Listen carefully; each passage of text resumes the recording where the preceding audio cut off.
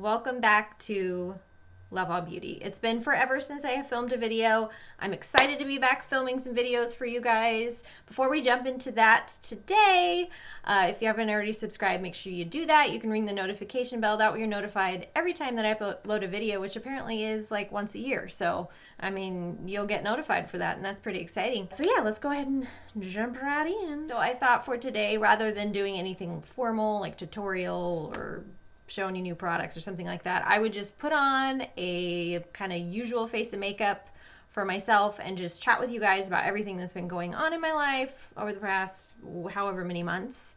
And I don't think I'm going to necessarily specifically talk about each product as I'm putting it on. So if I forget to mention something or don't say what it is, I will try to put up on the screen or link it down below. Let's move you guys in a little bit so you can see my face a little closer. Yeah, last time I posted was in December. I cannot believe that, I mean, we're nearly towards the end of February. Like, I don't understand where all this time is going. I feel like last year was very much an extension of 2020. I just feel like it was like the same dumpster fire as the year prior to that. Yeah, I was dealing with quite a bit of health issues. In fact, it's actually been about a year that I started having some rather intense GI issues, and I kind of trialed different things as far as like gluten-free diet and all that kind of stuff just to figure out what the heck was going on. Turns out I had an infection that needed to be treated with really potent antibiotics, and boy, those really did me in. It was quite intense. The symptoms from having to take such strong antibiotics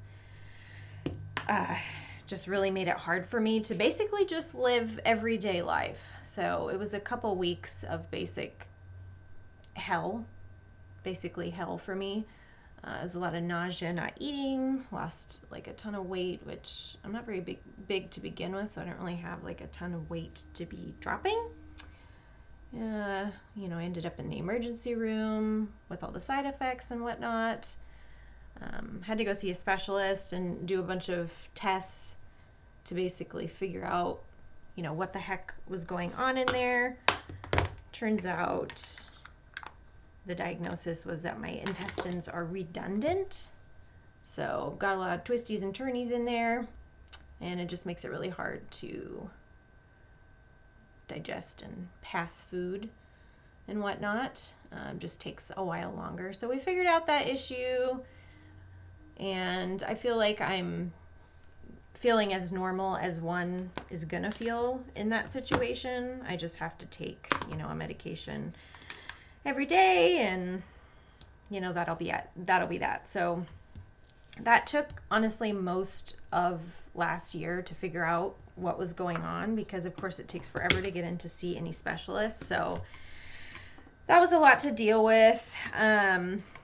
I did have some good points though. I mean, my husband and I, he actually started a new job last summer. So we were able to get in a little bit of travel before he started doing that. I think last year I went to Vegas like 4 times. I usually do go to Vegas quite often during any given year. We have some family friends that live there, and we just like going there because it's pretty close and rather inexpensive to go there. And it's nice to just get away from Oregon weather that I have to deal with. So yeah, it was really interesting to see kind of the different phases of Las Vegas during COVID. I think one of the first times that I went there, kind of like beginning of summer, there weren't really any mask restrictions, and so people are just walking around just going buck nutty, just excited that they don't have to wear their mask. But you still have to try and be careful, because obviously I don't want to like I didn't want to get sick. I didn't want to get anything. But it was fun to just kind of get away from everything that had been going on at home. And my husband and I had originally planned to go to Mexico on a trip in the summertime, but found out that he would be starting work. He's a pilot for FedEx. So he's gone a lot of the time. So we had tried to plan something to where, we could get away for kind of like a pre-work vacation, just because I figured he'd be gone and busy a lot. But the timing didn't end up working, so we ended up having to cancel the trip, which was kind of a bummer, but we were able to just plan a shorter trip to Vegas, so I went there again. And that trip was honestly one of my favorite times that I've been to Vegas with him. We stayed nearly a week. We stayed at the Mirage, which I had never stayed there before. Which actually, I just heard that Hard Rock purchased the Mirage. And if you've been to Vegas before, the Mirage is it's like right across from the Venetian. And they're the ones that usually has like a volcano show on the outside. But anyway, Hard Rock purchased that. So they're going to be demoing either the whole hotel or part of the hotel and doing kind of like their signature guitar shaped hotel, which should be interesting. I think there's a lot of things happening on the Strip right now as far as like kind of monopoly situations, just purchasing of the different properties and either demoing them or refurbishing them, which is pretty cool. I mean, I feel like it's kind of a constantly evolving city. So yeah, we actually rented a car while we were there and drove to the Grand Canyon, which my husband and I had lived in Arizona for a couple of years and never went to the Grand Canyon. I have no idea why. I don't know. We could have, but just didn't for some reason. So I was really excited to be able to do that. The drive took a couple hours. We could see the Hoover Dam and whatnot. They have a skywalk at the Grand Canyon, which is basically just this kind of ledge that goes over the side of the cliff, and it's all made of, it's not like plexiglass, but it's like clear. So you can walk on it and then look down below. And I mean, I guess if you're afraid of heights, it can be a little bit intimidating or scary. I forget, they had like a graphic that showed like how many jumbo jets that it can hold, which I guess if that's comforting to somebody, sure, that's good. I don't have a fear of heights or anything. I'm sorry, my dog is barking. She's barking, I guess, at the garbage truck. I don't know. So if you're going to hear that in the background, you're probably going to hear a little bit of garbage truck. You're going to hear a little bit of my dog. That's just how it is. Anyways, I don't have a fear of heights or anything like that. But it's kind of funny to see those that do, because they're like still hell-bent on going on this little bridge walk, which, I mean, that's commendable. I mean, good for you if you're going to face your fears and do that. So yeah, it was nice to kind of walk over. It kind of costs a lot of money, and you literally just walk on this U-shaped bridge, and you're not on it for very long. It's crowded. There's a lot of people. They have photographers that are taking pictures of people. But yeah, I mean, it's just cool to see and say, hey, I've been to, one of the wonders of the world. And yeah, I mean, it's definitely very awe-inspiring, very beautiful. So I'm glad we got to do that. And we did a lot of walking, so much walking. That's my biggest thing when I go to Vegas. I think people who've never been think like, oh, it's all about like the gambling and whatnot. For me, people watching is the number one most favorite thing that I love to do, because there are just total wackadoos that go to Vegas and just get just totally trashed and just do weird stuff. I mean, I've seen people in, just like sleeping on the casino floors. I've seen people like passed out in the bathroom. I mean, I've passed out in a bathroom bathroom before. I mean, there's just crazy things that happen in Vegas because I mean, yeah, it's just, you know, kind of an adult playground essentially. Yeah, we walked so many miles per day. It was like 7 or 8 miles a day. And I just like doing that, walking through all the hotels and seeing everything. We went down to like Mandalay Bay and went through the aquarium, which was pretty cool.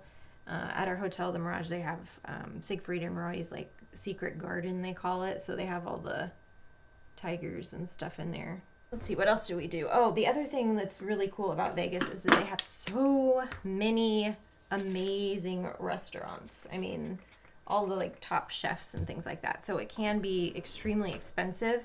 And at the time, there were lifting restrictions still there. So for the most part, there wasn't a lot of like just walk-in dining. You had to have reservations prior. So that was kind of the only thing that I wasn't too excited about, just because we kind of had to pre-plan every like afternoon and evening, like where we were going to eat lunch and dinner.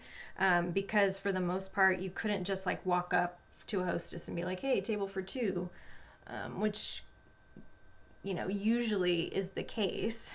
So that was a little bit stressful, but we were able to eat at some really good restaurants. My other favorite thing is just taking fun outfits to wear, you know, things that I wouldn't probably normally be wearing just because of the climate. And you can just kind of dress up nice and have fun while you're there. So I always do enjoy doing that.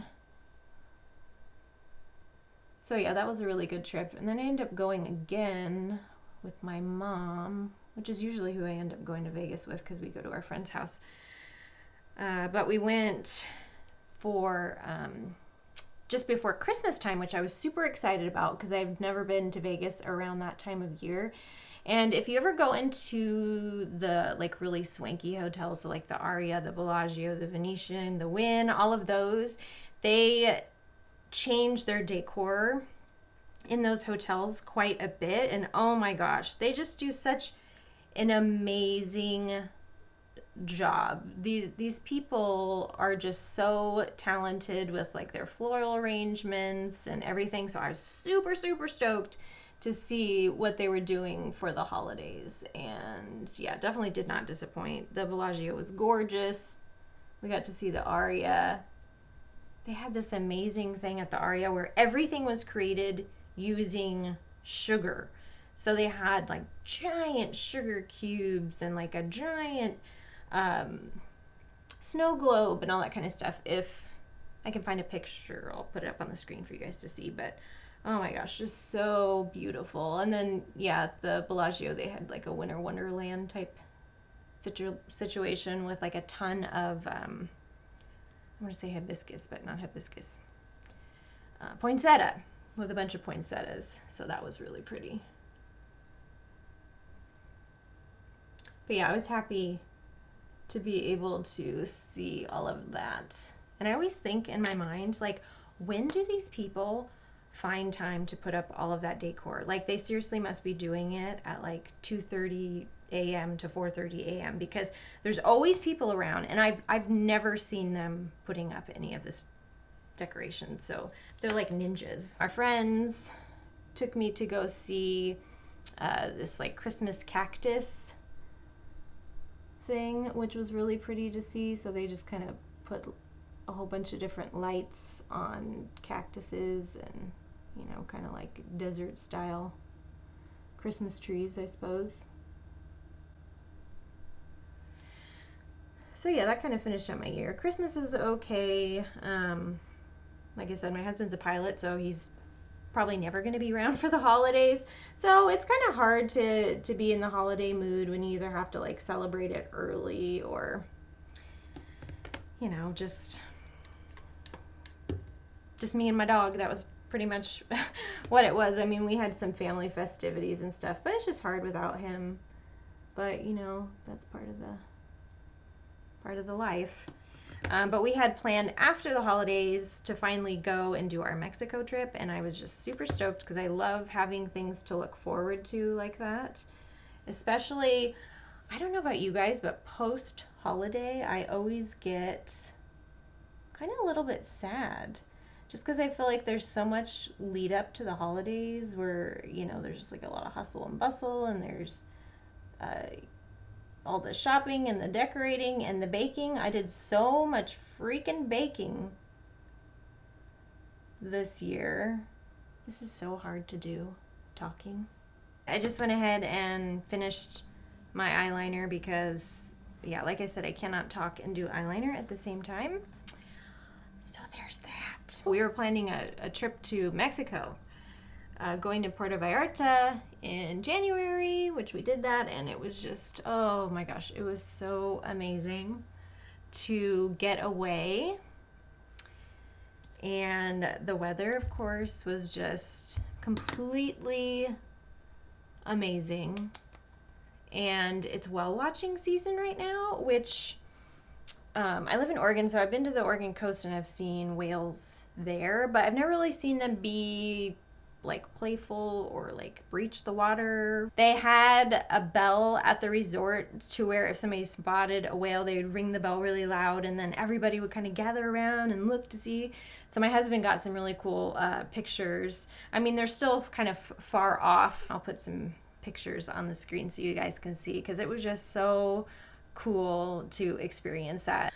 Just so amazing to get away. I felt so lucky and blessed that we were able to do that. But having said that, just prior to that, we started dealing with my dog Avion and her problems. So she started having GI type issues, and so we had to take her to, you know, the regular vet and have some tests done, and she had to be put on antibiotics and all that kind of stuff. Wasn't really working, so we got referred to a vet specialist to have an ultrasound done and just try to figure out like what the heck was going on. She basically was just having like crazy amount of like stomach noises and just like really bad gas. She is a boxer lab mix, so she's kind of gassy anyway. But this just was like really bad to the point where I'm like, there's something going on in there, like we have to get this figured out. And so yeah, they had to do an endoscopy on her, and come to find out she has inflammatory bowel disease. So she is now on a steroid for that. And right now we're kind of in the throes of like the side effects of starting a steroid, prednisone, which if you know prednisone in a human, it can be not good. It has a lot of different side effects. She's getting the treatment that she needs, which is good. But as one might imagine, those vet bills are quite intense, especially when they're seeing a specialist and having to do all those different tests and whatnot. So that's been a lot to deal with, but we do have pet insurance because of our previous dog that we had. We decided that, you know, any pets going forward, of course, they're going to have pet insurance. It just sucks because it's not like human insurance where, you know, it gets kind of covered and then they'll, you know, you get to pay whatever is like left over. You have to pay or front the cost first, and then you turn it into the pet insurance, and then they'll determine like how much they're going to reimburse you. So yeah, you still have to come up with the cash ahead of time. But yeah, I definitely recommend pet insurance if you do not have it, because you never know what kind of dog you're gonna get. Are they gonna be a troublemaker? Are they not gonna be a troublemaker? So yeah, that's kind of the last thing that, honestly, that we've been dealing with. She's actually sleeping down here now on the floor. She's got a little cone on because she has always been a licker. Like, she just will lick her paws either due to allergies or like self-soothing or like whatever it is. And when they put the IV in her to put her out for an endoscopy, they shaved part of her leg, and then of course there's like the little spot where they poke the needle in. Well, when she came home, she just became like obsessed with licking that area. So we have to have a cone on her because I am not about trying to get her a skin infection. So she's got to wear the cone of shame, which is pretty sad, but she's actually kind of getting used to it. It's like a more flexible cone, so it's not anything that's like super hard plastic. So she does pretty well with that. I guess that's kind of the long and short of me not really filming as much as I would like to. I feel like, you know, now that I kind of know what's going on, not only with my own health, but also Avian's health, I feel like I can be more present and yeah, have fun with filming and making videos again, because you know, my love of makeup never dies. So yeah, we'll see what this year brings. There's just been you know, a lot of adjusting as far as my husband's job goes, because for a while during COVID he wasn't a pilot. He was working on the military base, and so he was home every day. And now that he's back flying, it's hard to kind of get into some sort of routine, because I feel like his schedule's kind of like all over the place. Like he'll be home and then he'll, you know, be gone for like a week or two, and I kind of adjust to him being gone, and Avi and I get into like our certain routine, and then he comes home again, and then that kind of disrupts that. So I need to just try and keep that routine like the best I can, even when he does come home. But yeah, it's just part of the struggle of being a pilot wife, I suppose. And I know I'm not alone in that.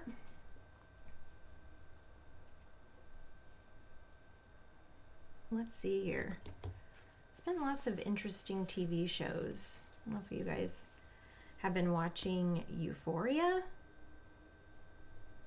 Holy crap. That show is intense. It is a very intense show, and I know a lot of people kind of get up in arms about it. Kind of chronicles high schoolers and their crazy dramatic lives involving a lot of substance abuse. And I know there's been a lot of talk recently about them kind of glorifying the substance abuse, but I don't know, man. When I watch that show, I do not feel like they are glorifying that in any way. Like, yes, they're presenting that. Yes, they're showing that. But they're also showing what happens to you when you are addicted. And boy, it's intense. Zendaya, who is the main actor in that show, is just amazing, phenomenal actress. And I mean, she's so gorgeous, and she just plays this insanely intense character to the point where it's like one of those shows where you're watching it and you almost feel like physically uncomfortable, because it's like you can feel everything that they're putting out there, and it's just really intense. So I kind of have to watch it in like doses. Like, I'm super glad that HBO only releases one episode at a time, because I honestly feel like this is one of those shows where I could not binge watch it. Like, holy crap, man. I feel like I would be dragged down in the dumps. And if you're somebody like me who already has like mental health type issues, I mean, yeah, you kind of have to just gauge for yourself, like if that's something that you want to watch. Like, I watch it by myself. I don't watch it with my husband because he's somebody that just really doesn't like to watch anything that's like insanely dramatic like that, or as he says, like kind of depressing. Like, why would you want to go down into that space? But I don't know. I mean, I can accept it for what it is. The costume and makeup on there is just a freaking another level. Like, you could follow their makeup artist on Instagram, and I mean, you can even just search like Euphoria makeup if you've never seen the show, and it's just so just perfectly done for that show and the mood of the show. And I mean, it kind of brings back a lot of like retro type makeup styles, which is kind of interesting. I'm gonna drown my face.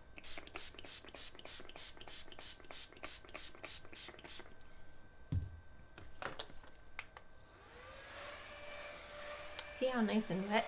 I like to get it, and then I just use my fan here. This really helps to eliminate that like powdery effect that you get on your face. So yeah, the makeup and the costumes and everything is just so, it's just really good. So yeah, if you haven't looked up any of that stuff, I highly recommend it. It really gets me pumped to use different jewels and things on my eyes, because they are always using like different types of glitter or like rhinestones or pearls or whatever, just like more graphic eyeliners. And so I've gone on Amazon and bought like a bunch of different fun things. So I'll have to make a video for you guys just doing like a Euphoria inspired makeup look. I feel like the face makeup is kept pretty simple, but yeah, it's the eyes that they really try to focus on. I just love that. My dog is in the closet, just staring at the wall. Just taking my little powder puff here,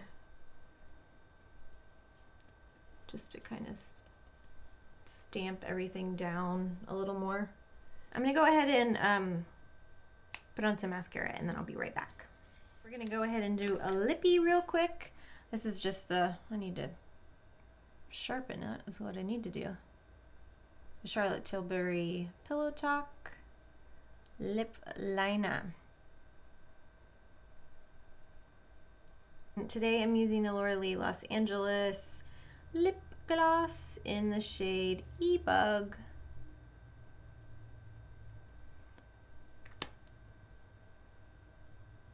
Just something simple. I don't need to be wearing a full-on lipstick or anything like that.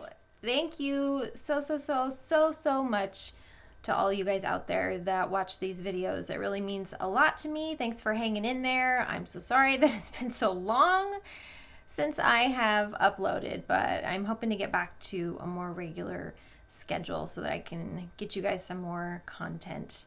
So thanks for watching, and I will see you guys in my next video. Bye.